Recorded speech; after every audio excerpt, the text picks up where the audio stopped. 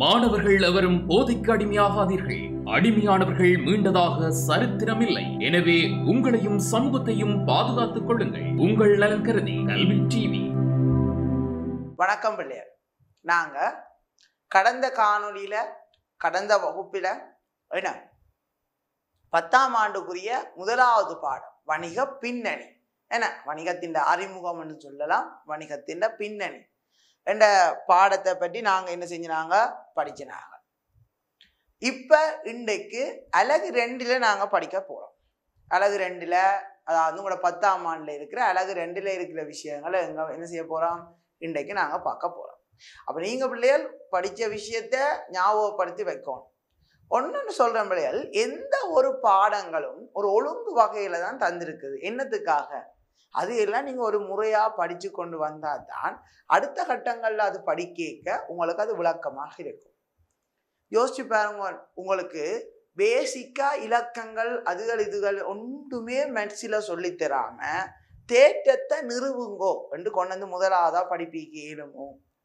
இல்லை.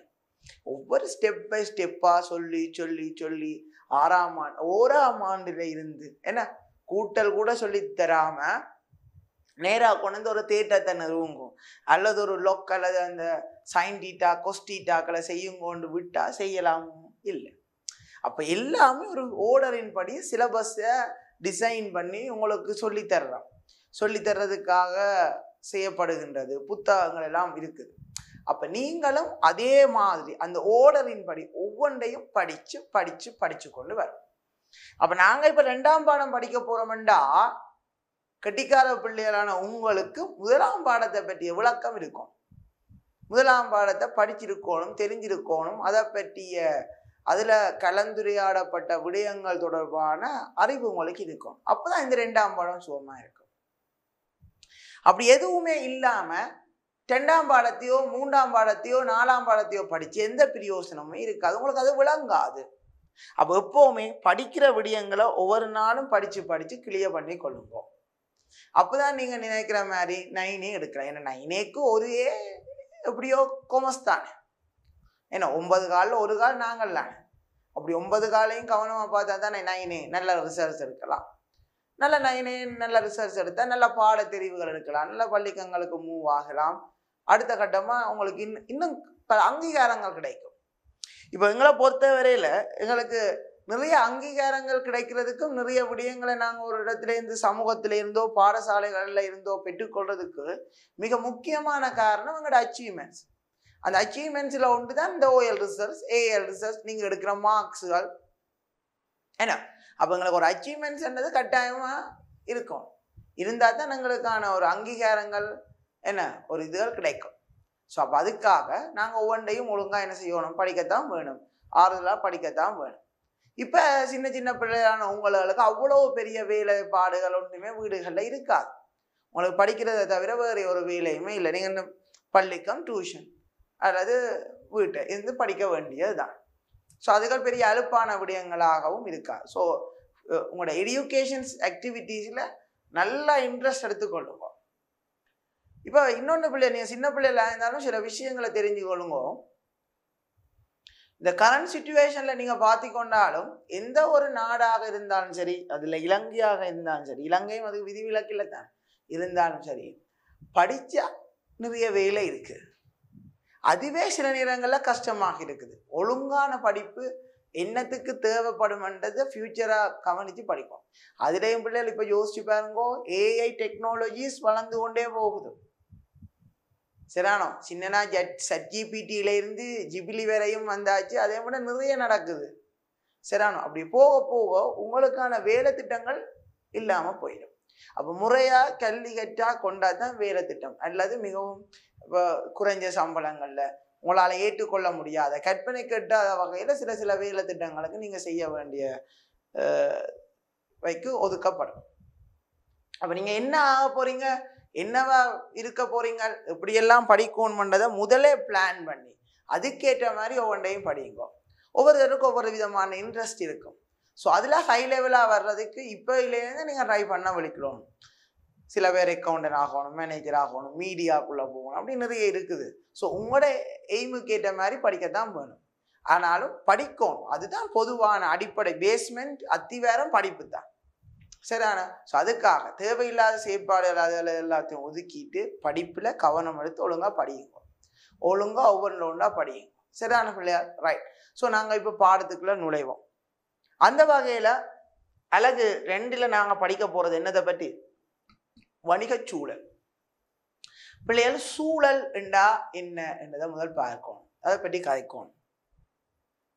இப்போ நீங்கள் ஒரு வீடு வாங்க போறீங்க, ஒரு காணி வாங்க போறீங்கன்னா நீங்க முதலாவதா அயல் எப்படி என்ற ஒரு கேள்விக்கு வரும்.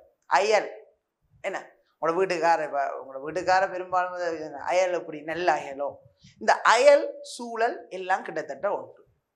அதே மாதிரி நீங்க இப்ப இருக்கிற இடம், உங்களோட ஒவ்வொரு செயற்பாடுகளையும் உங்களோட இந்த சூழல், அந்த அயல்ன்னு சொல்றது தாக்கத்தை ஏற்படுத்தி கொண்டே இருக்கும். அப்ப இந்த சூழல் என்றா என்னன்னு பார்த்தா, உங்கள என்னென்ன எல்லாம் தாக்கத்தை ஏற்படுத்துகின்றதோ அந்த காரணிகள் எல்லாத்தையும் உள்ளடக்கி வச்சிருந்தா, அல்லது அந்த காரணிகளின் ஒட்டுமொத்த கூட்டு சூழல் என்று சொல்லிக்கொள்வோம். அந்த காரணிகள்கிட்ட ஒட்டுமொத்த கூட்டையும் நாங்கள் என்னன்னு சொல்லிக்கொள்வோம்? சூழல் என்று சொல்லிக்கொள்வோம். அப்ப அதே வணிகத்துக்காக இந்த எது வணிகத்துக்காக இருந்தா வணிகச் சூழல். அப்ப அதுக்கு என்னென்ன அடங்குது, என்னென்ன விடயங்கள் இருக்குதுன்றதை பாடத்துல பார்த்துக்கொள்வோம். ஸோ எல்லாரும் போட்ட பார்த்துக்கொள்ளும். ஓகே பிள்ளைகள்? ரைட். ஸோ முதலாவது பாருங்க பிள்ளைகள், வணிகச் சூழல் என்றா என்ன என்றதுக்கான ஒரு வரவிலக்கணம் சொல்லி கிடக்கு. ரைட். வணிக நடவடிக்கைகளை மேற்கொள்ளும் போது அவற்றில் தாக்கத்தை ஏற்படுத்தும் காரணிகளை உள்ளடக்கிய சூழல் வணிகச் சூழல் எனப்படும். அப்ப என்ன பிள்ளையால்? வணிகத்தை நடாத்தி செல்லும் போது அதுல தாக்கத்தை ஏற்படுத்துகின்ற காரணிகளை உள்ளடக்கிய சூழலை தான் நாங்க என்னன்னு சொல்றது? வணிகச் சூழல் என்று சொல்லிக்கொள்றது. அப்ப இந்த வணிகச் சூழலை 2 வகைப்படுத்தலாம். ஒன்று அகச்சூழல், மற்றது புறச்சூழல். வணிகச் சூழல் எத்தனை வகைப்படும் பிள்ளைகள்? 2 வகைப்படும். ஒன்று அகச்சூழல், மற்றது என்ன? புறச்சூழல். ஸோ அகச்சூழல் என்றா என்ன, புறச்சூழல் என்றா என்ன என்றதை பற்றி நாங்க பார்க்க போறோம். இப்ப சூழல் என்றாலேயே தாக்கத்தை ஏற்படுத்துற காரணிகளை உள்ளடக்கியதுதான். இப்ப உதாரணத்துக்கு பார்த்தா, உங்களோட சூழல் என்றதுக்கு உங்களோட சொந்தக்காரன் எல்லாருமே வர போறாங்க, முழு பேருமே வர போறாங்க. சொந்தக்காரன், பக்கத்து வீடு, முன் வீடு, எதிர் வீடு எல்லாமே சூழலுக்கெல்லாம் உள்ளடங்க போகுது. ஏன்னா அதுகள் எல்லாமே உங்கள தாக்கத்தை ஏற்படுத்துற காரணிகள் தான்.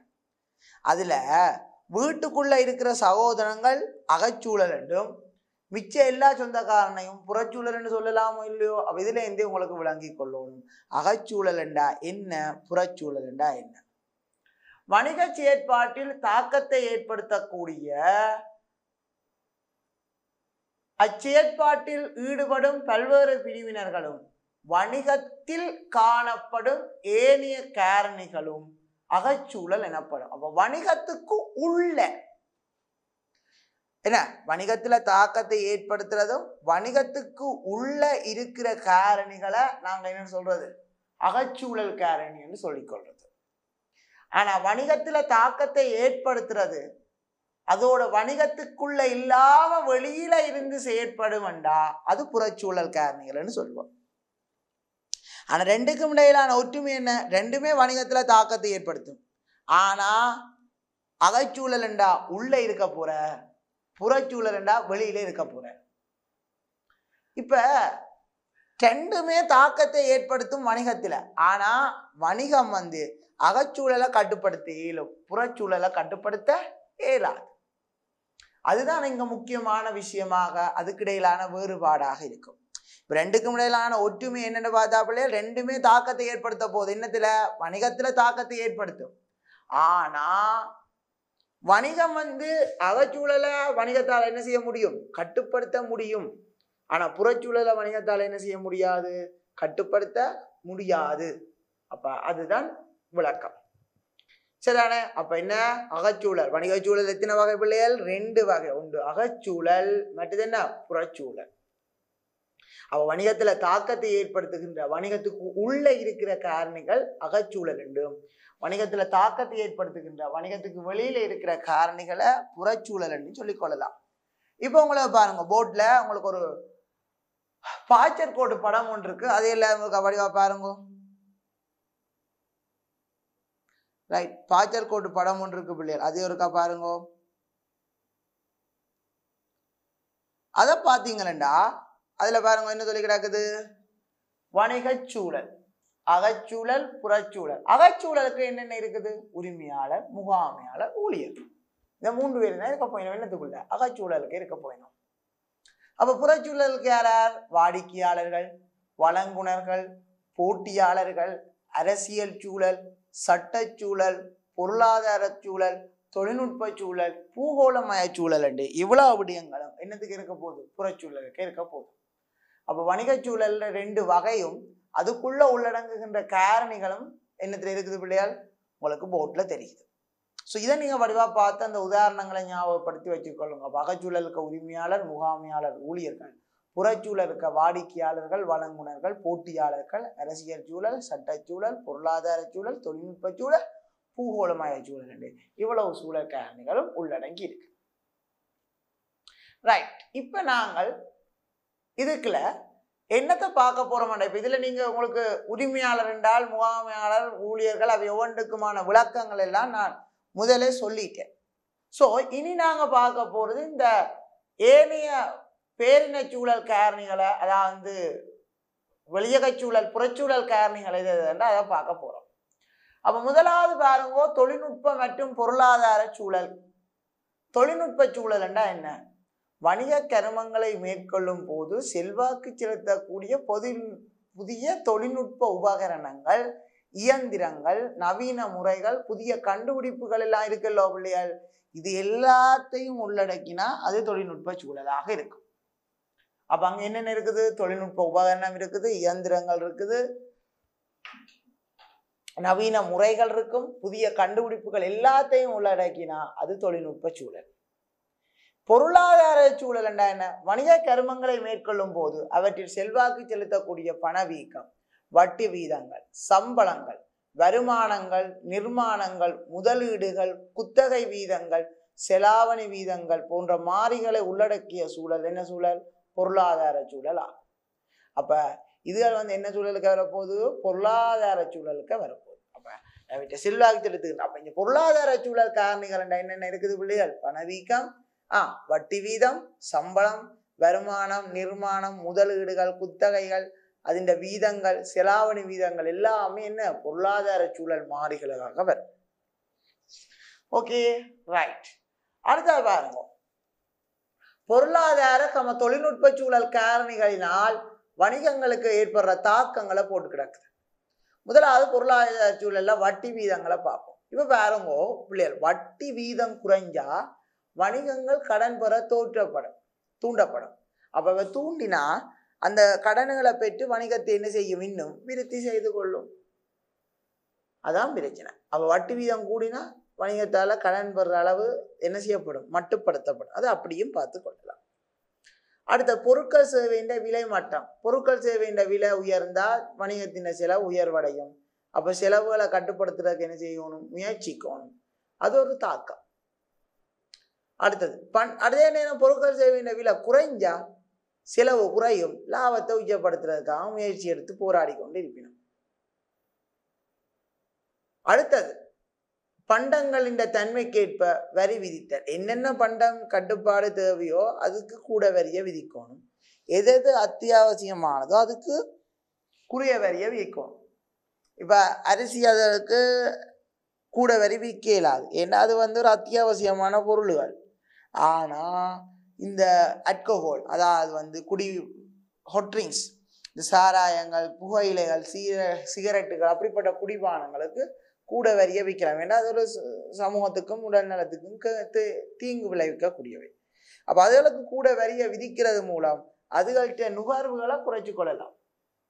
சரிதானே, ரைட். அடுத்தது தொழில்நுட்ப சூழலும் அதின் தாக்கங்களும் பார்ப்போம். இப்ப நவீன இயந்திர உபகரணங்களை கண்டுபிடிக்கிறது, போக்குவரத்து துறையை விருத்தி அடைய வைக்கிறது, தொடர்பாடல் தொழில்நுட்பத்தை விருத்தி அடைய வைக்கிறது, உற்பத்தி முறை பயன்பாடு போன்றவை இவை இந்த செயற்பாடாக இருக்கும். இதால என்னென்ன நன்மைகள், என்னென்ன விருத்திகள் என்று பார்த்தீங்கன்னா, இப்ப நல்ல இயந்திரங்கள் வந்துச்சுன்னா நிறைய உற்பத்தியை மேற்கொள்ளலாம். அதோட வெளியீடுகள் நல்ல ஹை லெவலான கை குவாலிட்டியாக இருக்கும். அப்போ அது நடக்கும், உயர் தரத்தான வெளியீடு. மற்றது பிள்ளைகள் இப்போ நவீன இயந்திர உபகரணங்களை கண்டுபிடிக்க செலவுகள் குறைவடைஞ்சு கொண்டு போகும். இப்போ முந்தியெல்லாம் 10 பேரை வச்சு செய்த ஒரு விஷயத்தை இப்போ ஒரு மிஷினை வச்சு செய்யக்கூடிய மாதிரி இருந்துச்சுன்னா, இப்போ உதாரணத்துக்கு பாருங்க, இப்போ உழுவுறது இருக்குதானே, இந்த உழுவுறது முந்தி எல்லாரும் தோட்டத்தை கொத்துறது. அப்போ ஒரு தோட்டத்தை ஒரு பிறப்பு தோட்டத்தை கொத்தணுமெண்டா அதுக்கு ஒரு 2 பேர் 3 பேருக்கு ஒரு நாள் எடுக்குதுன்னா, இப்போ ஒரு மிஷின், அதாவது ஒரு டிராக்டர் எவ்வளோ குறைவான நேரத்தில் தானே. அப்போ அதுகள் அப்போ உச்ச லாபத்தை நோக்கி என்ன செய்யும், செல்ல முடியும். அடுத்த காலம் சேமிக்கப்படும். இப்போ அதே நான் முதல் சொன்ன உதாரணமே அதுக்கும் பொருந்தும். இப்போ நிறைய நேரத்திலேருந்து நாங்கள் சேமித்து கொள்ளக்கூடியதாக இருக்கும்.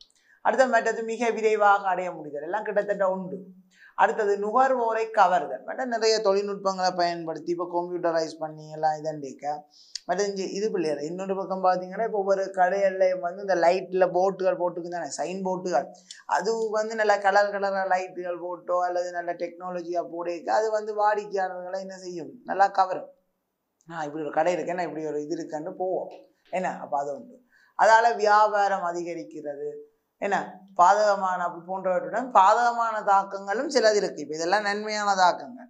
இந்த பாதகமான செயற்பாடுகளும் இருக்குது. இப்போ சிஸ்டங்கள் சில நேரங்களில் பழுதா போச்சுதோ அவ்வளோ கஷ்டமாக தான் இருக்கும். ஒன்றையுமே மாற்றி இல்லாமல் கிரியன்றத நிலைமைக்கு கொண்டு வர இல்லாமல் இருக்கும், ஒரு வேலையும் செய்ய இல்லாமல் இருக்கும். ஸோ அப்போ சாதகமான தாக்கங்களும் இருக்கும், பாதகமான தாக்கங்களும் இருக்க போகும்.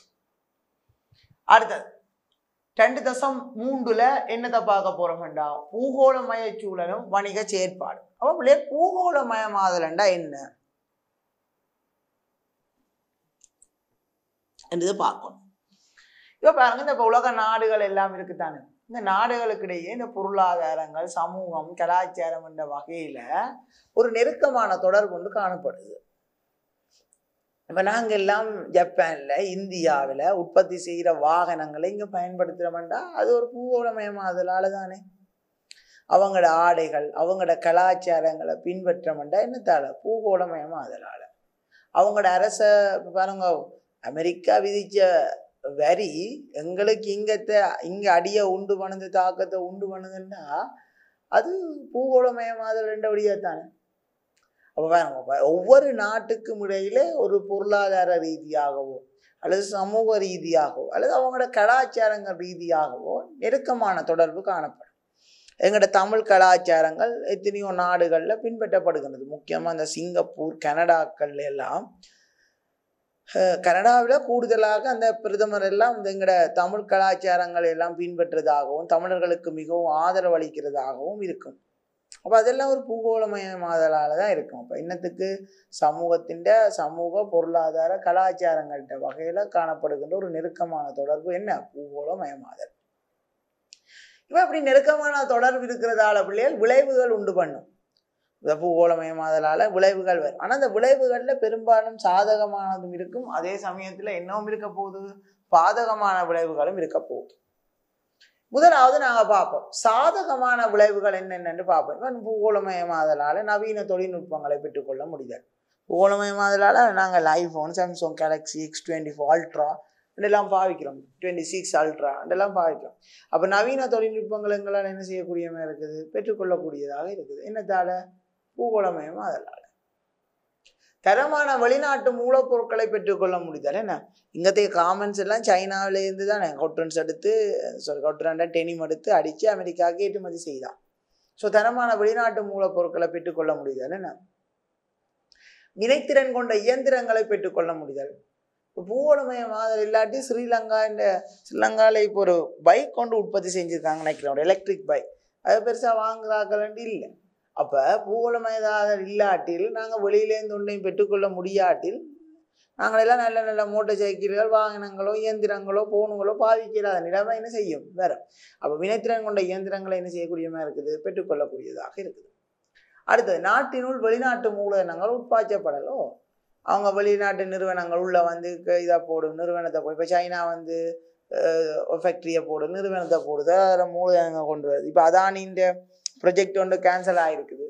பட் அதுகளெல்லாம் வந்துச்சுன்னா அங்கே நாட்டுக்குள்ள மூலதனங்கள் வரும், அதால் தொழில் வாய்ப்பு அப்படி எல்லாம் வரும் தானே. அப்போ அது ஒரு நன்மை. அடுத்தது உள்நாட்டு பொருட்கள் சேவைகளுக்கு வெளிநாட்டு சந்தையை பெற்றுக்கொள்ள முடியும். ஓகே, ஸ்ரீலங்காண்ட தேயிலை ஆனால் வெளிநாட்டில் இருக்குது, வெளிநாட்டுக்கு ஏற்றுமதி செய்கிறோம். கருவா, ஏலம், கராம்பு மற்றது ரப்பர் அதிலெல்லாம் ஏற்றுமதி செய்கிறோம் அங்கே வெளிநாட்டுக்கு. அதே மாதிரியே எங்களோட உள்ளூர் இப்போ சின்ன சின்ன இடங்கள்ல இருந்து வெளிநாட்டுக்கு தூள்கள், சரக்கு தூள், மசாலா தூள் எல்லாம் ஏற்றுமதி செய்கிறாங்க. இதெல்லாம் பூகோளமயமாதலால் வந்த விளைவு. அதால் இப்போ உள்ளூர் தூள்களுக்கு வழியில் இது இந்த வேம்பு, வேப்பம் வித்துகள் அதுகள் இது ரெண்டு நிறையத்தை ஏற்றுமதி செஞ்சு அதால் வருமானங்கள் உழைக்கிறாங்க. அப்போ இதெல்லாத்துக்கும் காரணம் பூகோளமயமாதல். அப்போ இதெல்லாம் சாதகமான விளைவுகளாக பார்த்து கொண்டாலும் சில பாதகமான விளைவுகளும் இருக்குது. சில இன்னமும் இருக்குது பிள்ளைகள், பாதகமான விளைவுகளும் இருக்குது. அப்போ அது என்னென்ன பாதகமான விளைவுகள்ன்றதை பற்றி பார்ப்போம். Okay right. முதலாவது பாருங்க பிள்ளைகள், இப்படி எல்லாம் வெளிநாட்டுக்கு நாங்கள் ஏற்றுமதி செஞ்சாலோ அல்லது வெளிநாட்டு நிறுவனம் இங்கே வந்தாலோ போட்டி நிலைமைகள் கூடும். அப்போ போட்டி நிலைமைகளுக்கு முகம் கொடுத்தா தான் வாழலாம் என்ற நிலைமை வந்துடும். அப்போ அதிக போட்டித்தன்மைக்கு முகம் கொடுக்க வேண்டிய நிலை. அடுத்தது பாருங்க, இப்படி எல்லாம் நடந்தபடியாக தான் நீங்கள் எல்லாரும் படித்து எங்கே போகிறாங்க, வெளிநாட்டுக்கு போகிறாங்க. அப்போ பயிற்சி பெற்ற ஊழியர்கள் வெளிநாட்டுக்கு செல்லக்கூடிய நிலை. அடுத்தது வெளிநாட்டு வணிகங்கள் உள்ளே வந்தாலோ வெளிநாட்டு செயற்பாடுகள் இங்கே வந்தாலோ உள்நாட்டு வணிகங்கள் நீடிந்த நாளுக்கு நீடித்திருக்கும்ன்றது கேள்விக்குறியான விஷயம். இப்போ KFC இங்கே வாரபடியால் இங்கே இருக்கிற சில சிக்கனுகள் இதுகளை பர்ச்சேஸ் பண்ணுற ஆட்கள் அல்லது கன்சியூம் பண்ணுற ஆட்கள் எவ்வளவோ குறைஞ்சிடும். அப்போ அதுகள் பெரிய தாக்கத்தை ஏற்படுத்தும் என்னதுக்கு, உள்நாட்டு வணிகங்களுக்கு. இப்போ கீல்ஸ் வந்தாச்சு, கீல்ஸ் வந்தால காகிள்ஸ் பாதிக்கப்பட்டிருக்கு. இவ ரெண்டு பேரும் வந்தால உள்ளூர் சின்ன கடைகள் பாதிக்கப்படுது. ஏண்டா எல்லாரும் இப்படியான இடங்களுக்கு இப்படியான வணிகங்களை நோக்கி நகர்வாங்க. இவங்க பெரிய உற்பத்தி, நிறைய பொருட்கள் எடுத்து வச்சு வெளிநாட்டு பொருட்கள் இருக்கும், ஒஃபர்கள் போட்டு கேட்டு பெரிய முதலீடுகள் அதுதான் இருக்கும். அப்போ ஒரு நாட்டுக்குள்ளே இருக்கிற ஒரு நிறுவனம், இப்போ காகிள்ஸ் கீல்ஸ் எங்களோட நாட்டுக்குள்ளே இருக்கிற நிறுவனம் இன்னொரு மாவட்டத்துக்கு மூவ் பண்ணிக்கே எப்படி என்ன வெளிநாட்டு நிறுவனங்கள் வரைக்கும் இன்னும் இவ்வளோ பெரிய விளைவு ஏற்படுத்தும். அப்போ பெரிய உதாரணம் இந்த பீட்சா கட், KFC, டொமினோஸ் அதுகளை பார்த்துக்கொள்ளுங்க நீங்கள். ஸோ இதுகளால் உள்நாட்டு வணிகங்கள்கிட்ட நீடித்த தன்மை இல்லாமல் போயிடும். எல்லாரும் உள்ளூருக்கு இருந்த கடைகளுக்கு வேண்டினாலும் இப்போ அவங்க ஓஃபரோட ஒரு பொருளையோ ஒரு விஷயத்தையோ கொடுக்க பார்ப்பாங்களா, இது வெளிநாடு தரமாக இருக்கும், அப்படி இப்படி நாங்கள் அங்கே மூவ் ஆவோம், அதை வேண்டுவோம் கொண்டொரு மண்ணில உருவாகும். சரிதானே? ரைட். அடுத்த உள்நாட்டு கலாச்சாரத்தின் பாதகமான மாற்றங்கள் ஏற்படும். அது உண்மையாகவே ஒரு பெரிய மாற்றம், அது உண்மைதான். எது உள்நாட்டு கலாச்சாரத்தில் ஏற்பட்ட பாதகமான மாற்றங்கள் எங்களோட ரெஸ்ஸிங் சென்ஸில் இருந்து கதைக்கிறதுல இருந்து எல்லாமே வெளிநாட்டு கலாச்சாரம் எங்களை ஒட்டி கொண்டுடுச்சு. அதுங்களோட வாழ்க்கை முறைகளில் கூட ஒட்டி கொண்டதுன்றது தான் பெரிய துயரமான விஷயமாக இருக்குது. ஸோ வெளிநாட்டு வாழ்க்கை என்னது இப்போ என்னென்னா, ஒரு கல்ச்சரை தொடர்ந்து ஏற்கனவே இருக்கிறது ஒரு பின்பற்றினால் எரர் வராது. அதை ஒரு கல்ச்சர்ல இருந்து இன்னொரு கல்ச்சருக்கு நாங்கள் மாறேக்க அதால வார எரர்கள் கூட. அதுதான் இப்போ எங்களோட இடங்கள்ல எங்களோட நாட்டில் நடக்கிற விஷயம். அதான் நாங்கள் நார்மலான எங்களோட தமிழோ அந்த கல்ச்சர்ல இருந்து இன்னொரு வெஸ்டர்ன் கல்ச்சருக்கோ அல்லது வேற கல்ச்சருக்கு மாறேக்க நிறைய எரர் வரும். அது மாறும் வரை அந்த எரர்கள் நடக்கும். ஸோ அது நடக்கிறது வளமையான ஒரு விஷயம். அப்போ இதுக்கும் பூகோளமயமாதல் தான் காரணம், எங்களோட கலாச்சாரங்கள் மாற்றம் அடைகிறதுக்கு ஒரு காரணம். ஓகே தானே பிள்ளையார்? ஸோ நாங்கள் பூகோளமயமாதல்ண்டா என்ன, அது சாதக பாதகமான விளைவுகளை பற்றி பார்த்துட்டோம். ஸோ நெக்ஸ்ட் நாங்கள் பார்க்க போகிறது என்னதை பற்றியண்டா, வணிகச் சூழல் ஒன்றை வணிகம் ஒன்றின் சூழலை கற்பதுன்ற முக்கியத்துவம். இது ஒரு வணிகச் சூழலை ஏன் நாங்கள் கற்றுக்கொள்வோம், ஏன் நாங்கள் அதை பற்றி அறிஞ்சு கொள்வோம்ன்றதை பற்றி தான் படிக்க போகிறோம். ஒரு வணிகத்தின் சூழல் ஒன்றை கற்கிறதால நாங்கள் முதலாவது விஷயம் வணிகத்தின் சூழல் என்ன பிள்ளைகள், அகச்சூழலும் இருக்குது, புறச்சூழலும் இருக்குது. ஸோ அகச்சூழலை கற்கிறதால சில நன்மைகள் இருக்குது, புறச்சூழலை கற்கிறதால சில நன்மைகள் இருக்குது. இப்போ அகச்சூழலை கற்கிறதால என்ன நன்மைகள் என்று பார்த்தீங்கன்னா, வணிகத்தின் பலம் என்ன, பலவீனம் என்ன அறிஞ்சு கொள்ளலாம். வணிகத்தின் பலம் என்ன, பலவீனம் என்ன என்று அறிஞ்சு கொள்ளலாம். இதே புறச்சூழலை கேட்கிறதால என்னென்ன வாய்ப்புகள் இருக்குது, என்னென்ன அச்சுறுத்தல்கள் இருக்குதுன்றதை அறிஞ்சு கொள்ளலாம். ஸோ இதைத்தான் பிள்ளைகள் ஸ்வொட் ஆய்வு என்று சொல்றது. ஸ்ட்ரென்த், வீக்னஸ், ஆப்பர்ச்சுனிட்டிஸ், த்ரெட்னஸ் என்று சொல்லிக்கொள்ளாங்க. இதைத்தான் சொல்றது என்னென்று ஸ்வொட் ஆய்வு என்று சொல்றது. அப்ப இந்த ஸ்வொட் ஆய்வுல SW பலம் பலவீனத்தை அகச்சூழலையும், OT என்ன வாய்ப்பு அச்சுறுத்தல்களை புறச்சூழலை ஆய்வு செய்யறதாலையும் நாங்கள் என்ன செய்து கொள்ளக்கூடிய மாதிரி இருக்குது, அறிந்து கொள்ளக்கூடிய மாதிரி இருக்கு.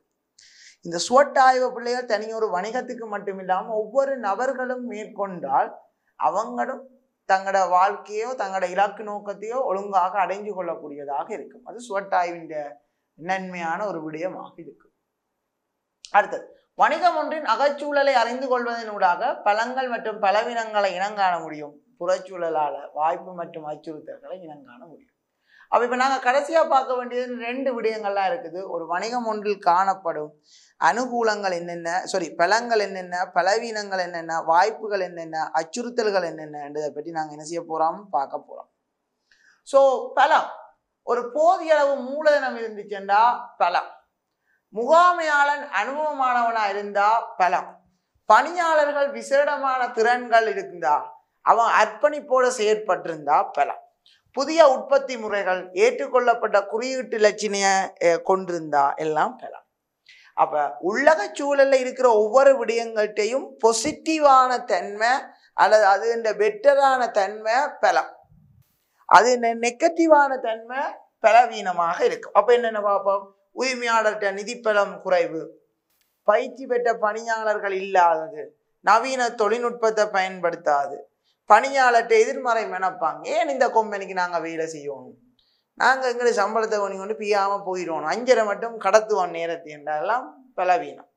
அடுத்தது, வணிகத்தின் பொருத்தமற்ற புவியியல் இட அமைவு, ஒரு தடமே இல்லாத இடத்துல கொண்டே பெரிய சூப்பர் மார்க்கெட் அடிச்சு விட்டா அங்கே ஒரு தடமே வாங்க வர போகிறது இல்லை. ஏன்னா அப்போ இதெல்லாம் அங்கே என்ன பிள்ளைகள் பலவீனம். ஸோ ஒரு பலவீனம்ன்றது அந்த நிறுவனத்தின் இருக்கிற ஒவ்வொரு உள்ளக அல்லது அகச்சூழல் காரணியின் பொசிட்டிவானவை எல்லாம் பலமாகவும் நெகட்டிவானவை எல்லாம் என்னவாகவும் இருக்கும், பலவீனமாகவும் இருக்கும். ஸோ அடுத்ததா பாருங்க பிள்ளைகள் போட்ட சரியான வாய்ப்பு அச்சுறுத்தல்களை பற்றி பார்க்க போறோம். ஒரு நுகர்வோரின் வாழ்க்கை பாங்கு மாற்றம் அடைஞ்சா அது ஒரு பக்கம் வாய்ப்பு. அரசு குறைஞ்ச வட்டிக்கு கடன் வழங்கினார், வரி சலுகை, புதிய நகர உருவாக்கம், அதிவேக வீதி அமைத்தல், இதெல்லாம் வாய்ப்பாக இருக்கும் நிறுவனங்களுக்கு. ஏன்னா அதன் மூலம் ஏதாவது ஒரு பிஸ்னஸை டெவலப் பண்ணி கொண்டோ அல்லது பிஸ்னஸை இன்னும் ப்ரொமோட் பண்ணலாம். அச்சுறுத்தல் பார்த்தீங்கன்னா சர்வதேச வர்த்தக கட்டுப்பாடு, போட்டியாளர்கள் வாரது, இயற்கை அனர்த்தங்கள், புதிய தொழில்நுட்ப முறைகளுக்கு ஏவாக்கம் அடைவதில் காணப்படுற சிரமங்கள் என்றா இதெல்லாம் என்னத்தை உருவாக்கும், அச்சுறுத்தலை தான் உருவாக்கும். ஸோ இது ஒரு வணிகத்தின் என்னவாக இருக்குது, வாய்ப்புகள் அச்சுறுத்தல்களாக இருக்குது. அப்போ பிள்ளையா நாங்கள் இன்றைக்கு அலகு 2ல் வணிக சூழலை பற்றிய விரிவான விளக்கங்கள் எல்லாம் பார்த்தாச்சு. அலகு 3 அதை பற்றிய விவரங்களை அடுத்த வகுப்பில் அடுத்த காணொளியினூடாக நாங்கள் பார்த்துக்கொள்வோம். நன்றி. கல்வி டிவியில் புத்தம்புது நிகழ்ச்சிகளை உடனுக்குடன் பார்த்து மகிழ எமது Facebook மற்றும் YouTube பக்கத்தை லைக் செய்யுங்கள்.